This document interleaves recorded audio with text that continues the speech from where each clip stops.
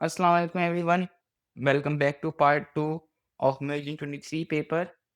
So let's begin with question number 30 first.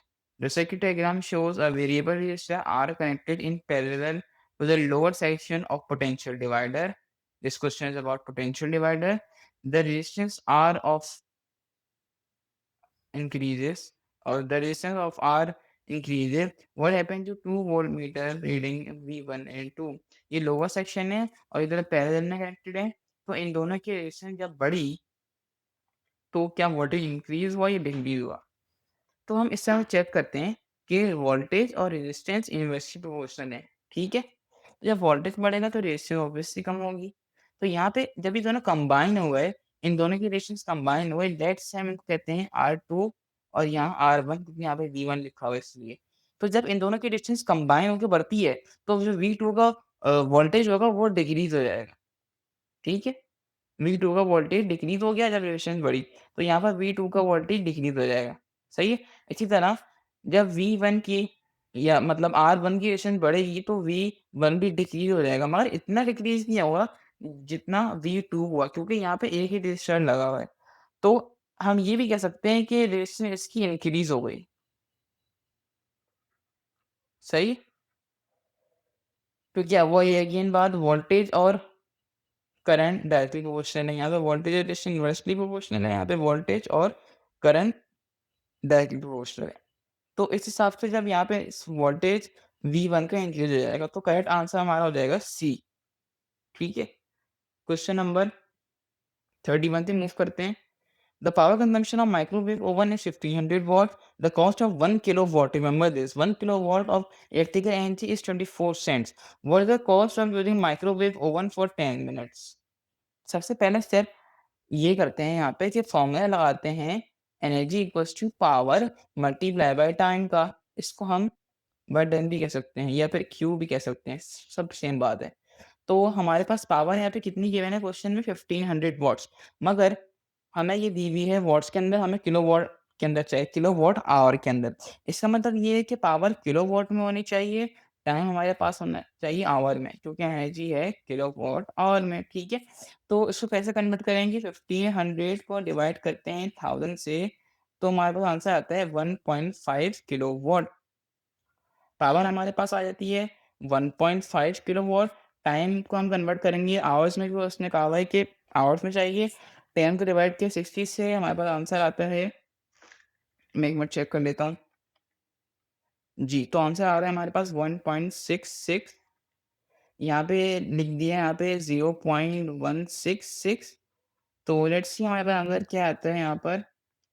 So answer आ रहा है हमारे पास यहाँ पे 0.25। 0.25 वॉट किलोवॉट्स की हमारे पास एनर्जी आ गई। अब हमें सेकंड स्टेप में क्या करना है, जब हमारे पास एनर्जी आ जाए तो फिर उसको मल्टीप्लाई करना है जितना सेंटीग्रेड हमारे हमें गिवन है क्वेश्चन में, ठीक है? जितना सेंट्स हमें गिवन है तो उतने सेंट से मल्टीप्लाई करना है, या डॉलर गिवन है या पीकेआर जिस करेंसी में वैल्यू दी होगी उससे मल्टीप्लाई करनी है।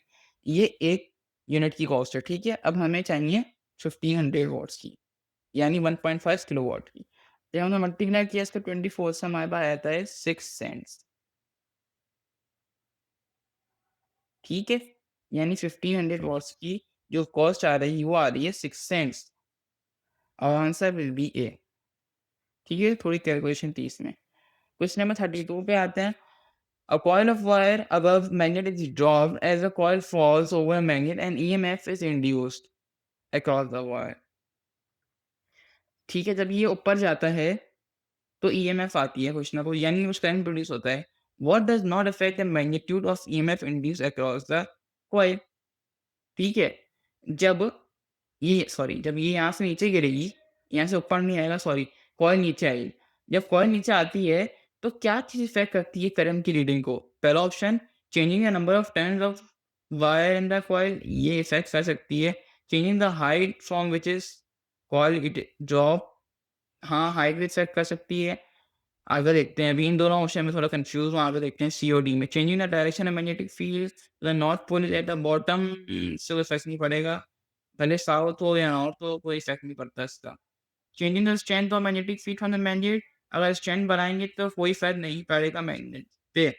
सो ए ऑप्शन है हमारे पास changing the number of turns of wire in the coil, B option है हमारे पास changing the height from which the coil is drop.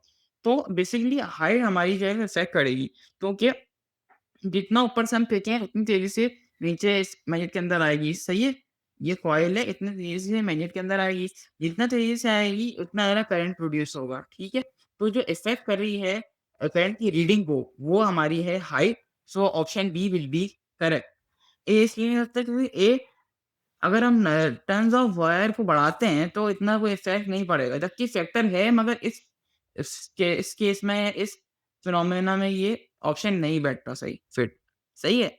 इसीलिए ऑप्शन गलत हो गया। क्वेश्चन नंबर 33 पे आते हैं। The result of alpha particles scattering experiment give evidence for which of the following, किस चीज़ का बताता है जब अल्फा पार्टिकल्स क्रॉस करते हैं? अल्फा पार्टिकल सिंबल ये होता है by the way. Nuclear fusion नहीं, न्यूक्लियर फ्यूजन कुछ और चीज़ है, रेडियोएक्टिव डिके नहीं, radioactive decay is random process, ये रैंडमली होता है तो इसका कोई इफ़ेक्ट नहीं होता, ठीक है? So the resistance of isotopes नहीं, इसका बारे में बताता है। The size of nucleus yes, इसके बारे में बताता है अल्फा पार्टिकल का इमेजिंग, क्योंकि फॉर एग्ज़ाम्पल एक फुटबॉल का ग्राउंड है बड़ा, ठीक है? इस तरह से बना देते हैं और ये फुटबॉल है, ग्राउंड के अंदर ये फुटबॉल है, तो ये होता है न्यूक्लियस का रेशियो। एक एटम के अंदर, इतना छोटा न्यूक्लियस होता है। तो अल्फा पार्टिकल जब यहाँ से जाते हैं, यहाँ से जाते हैं, कुछ डिफ्लेक्ट होते हैं, कुछ सीधे उधर जाते हैं, तो ये होता है। Question number 34, the nucleus of N isotope cobalt is represented by the symbol this 5927, what is the composition of this nucleus? अब थोड़ा केमिस्ट्री स्टाइल का क्वेश्चन है। The number proton, the number neutron, proton जितने obviously 27 लिखा हुआ है, 27 proton ही होंगे यहाँ पर, ये गलत हो गया। अब देखते हैं नंबर न्यूट्रॉन 57 में से माइनस करते हैं 27, 69 में से माइनस करते हैं 27, आंसर आता है 32। It's very easy question, A will be the answer. नीचे आते हैं the only stable isotope of gold AU has 79 protons 118 neutron in a nucleus of an atom. How many electrons are there in neutron atom of the isotope? कितने electron होंगे जब 97 proton है तो electron भी 79 था। तो प्रोटॉन भी 79 ही होंगे, ठीक है? क्योंकि वो चार्ज नहीं है ना यहाँ पे। So that is why answer is B. Let's move to question number 36. A sample of radioactive isotope with a very long half-life is placed near to a detector. Detector के close up दिया है. Sheets of different material are inserted one at a time between the radioactive sample and the detector. The background count rates is subtracted from the reading and the detector. ठीक है. And the corrected count rates are recorded in the table. Types of material बहुत important है यहाँ पे. Count rate भी important है. No sheet लगाई तो 450 का आता है, एल्यूमीनियम की शीट लगा दी तो 381 आ रहा है, लेड शीट लगा दी तो 285 आ रहा है, एक थिन पेपर शीट लगाई तो 452 आता है। वो आगे कह रहा है which type of radiation are emitted from the radioactive sample, मतलब कौन सी रेडिएशन पास हो रही है। तो जब कोई भी शीट नहीं लगाई तो 450 था, जब एल्यूमीनियम की शीट लगा दी, एल्यूमीनियम से कौन से पार्टिकल उगते हैं? बेटा पार्टिकल्स। तो बेटा रुक गए तो ज़ाहिर-सी बात है, अब अल्फ़ा भी रुक जाएँगे क्योंकि अल्फ़ा से एक सिंपल पेपर से रुक जाते हैं। ये पेपर है, यहाँ से अल्फ़ा पास नहीं कर सकते, रुक जाएँगे थिन पेपर से।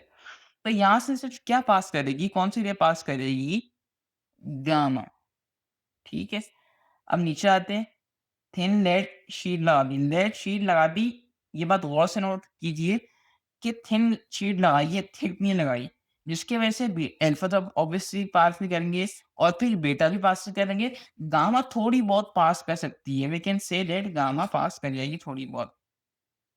और एक और बात यहाँ पे मिस कर गया मैं, यहाँ पे भी थिन लिखा हुआ था, तो थिन का मतलब है एल्यूमीनियम है तो थोड़े बहुत बीटा भी यहाँ पे पास कर सकते हैं। ठीक है? वो अल्फ़ा तो किसी भी चीज़ से पास नहीं कर रहा ना। यहाँ पे लिखा हुआ है thin paper sheet, thin paper sheet है, तो यहाँ पर भी अल्फ़ा पास नहीं करेंगे क्योंकि अल्फ़ा थिन पेपर शीट से ही रुक जाते हैं, थिक से नहीं रुकते, थिन से ही रुक जाते हैं। तो यहाँ पे सिर्फ़ बीटा और गामा पास करेंगे अगेन। मैंने कहा था कि कॉन्फ़िगरेशन एमिट हो रही है रेडियोएक्टिव सैंपल से। अब देखते हैं यहाँ पे क्या होगी, गामा एन बीटा पास हो रही है सिर्फ़ और सिर्फ़। तो ऑप्शन कौन-सा बना? Beta particles and gamma radiation only, C will be the answer. ठीक है? क्वेश्चन नंबर 37 पे आते हैं। In a fission reactor which particle causes uranium 235 nucleus to split? Neutron. ये आंसर है इसका न्यूट्रॉन ही। क्योंकि न्यूट्रॉन ही एक ऐसी चीज़ है जो कि स्प्लिट करता है पार्टिकल्स को, और कुछ भी नहीं है। इसकी वजह ये है कि न्यूट्रॉन एक तो छोटा होता है, मतलब इलेक्ट्रॉन से छोटा नहीं होता, मगर कंपैरेटिवली छोटा होता है, और उसके ऊपर कोई चार्ज नहीं होता है, न्यूट्रल चार्ज होता है, जिसकी वजह से आराम से वो फास्ट भी कर जाता है। जबकि इलेक्ट्रॉन जो है वो नेगेटिवली चार्ज होता है, इलेक्ट्रॉन रिपेल भी करेगा, इलेक्ट्रॉन का साइज़ और छोटा होता है न्यूट्रॉन से। तो ये भी वजह है इलेक्ट्रॉन ना चूज़ करने की और न्यूट्रॉन चूज़ करने की। 38 पे आते हैं। What is the purpose of moderator in nuclear reactors? Moderator जो होते हैं, वो क्या करते हैं, इलेक्ट्रॉन को, बल्कि सॉरी न्यूट्रॉन को स्लो डाउन करते हैं, जिसकी वजह से रिएक्शन चलता रहता है। एब्ज़ॉर्ब नहीं करते, वरना तो रिएक्शन रुक जाएगा ना, टू स्टॉप सही है ये, मगर एब्ज़ॉर्ब नहीं करते। To produce more neutron in order to create a chain reaction, नहीं, ऐसा भी नहीं होता रिएक्शन के अंदर। To remove thermal energy in order to control the chain reaction, ऐसा भी नहीं होता है रिएक्टर के अंदर।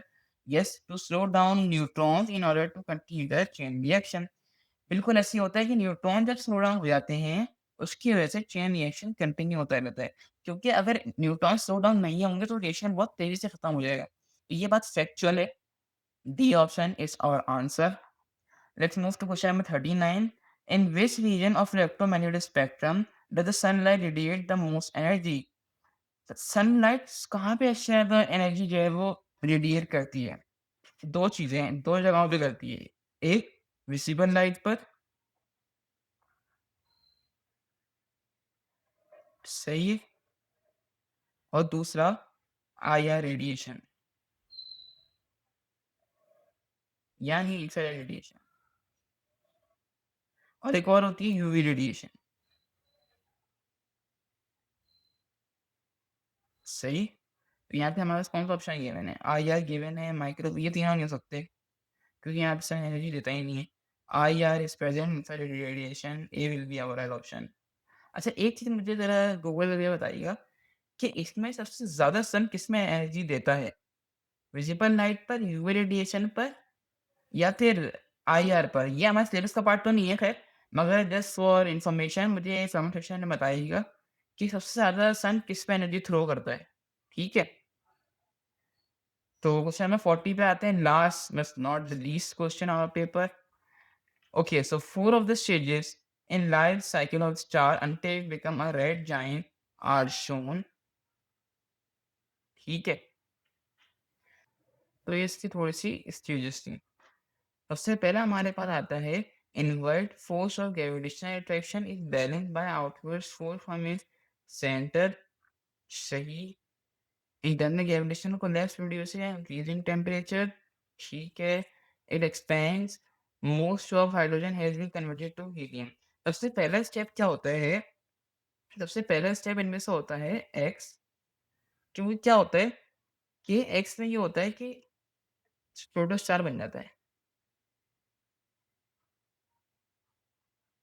ठीक है।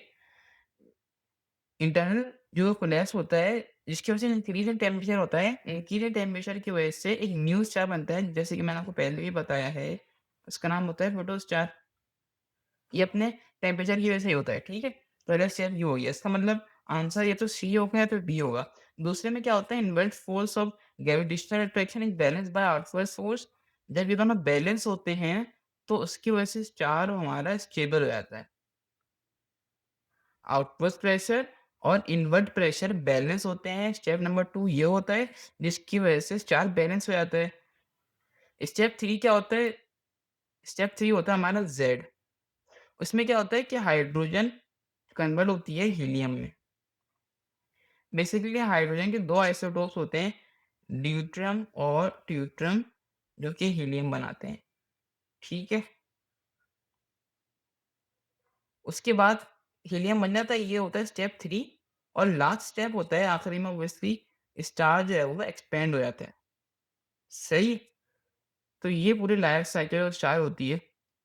तो पहला ऑप्शन था एक्स, दूसरा था हमारे पास डब्ल्यू, तीसरा था Z, चौथा था Y, D is our right answer. Got it? So that's it for today. And also thanks for watching. If you like this video, consider the like button, share with those who are struggling with physics. Thanks for watching. Allah Hafiz. I will catch you in the next video.